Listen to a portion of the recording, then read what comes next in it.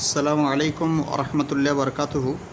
কোরবানির গুরুত্বপূর্ণ মশলার আজকে বিষয় যে কোরবানি কতদিন করা চলবে, কদিন কোরবানি করা বৈধ। এর উত্তর প্রসঙ্গে বলি যে ফিকাহ শাস্ত্রে এবং হাদিস শরীফের মধ্যে বিদ্যমান যে কোরবানি 3 দিন করা হচ্ছে বৈধ। 3 দিন কোরবানি করা বৈধ, যা হাদিস শাস্ত্র এবং ফিকাহ শাস্ত্রের দ্বারা প্রমাণিত। যেরূপভাবে বাদায়া আস-সানায়ে 5ম খণ্ড 65 পৃষ্ঠার মধ্যে বিদ্যমান রয়েছে, রুইয়া আন সৈয়দিনা উমর ও সৈয়দিনা আলী ও ইবনে আব্বাস ও ইবনে সৈয়দিনা উমর ও আনাস ইবনে মালিক রাদিয়াল্লাহু তাআলা আনহুম আন্নাহুম কালু আইয়ামুন নাহরি সালাসাতুন ইলা আখির।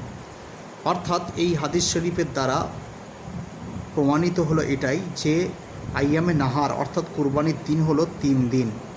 কুরবানির দিন হলো 3 দিন, যা ফিকাহ শাস্ত্রের দ্বারা প্রমাণিত।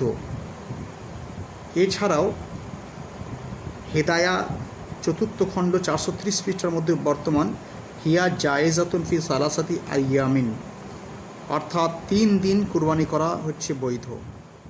ওয়াল্লাহু রাসূলু আলাম।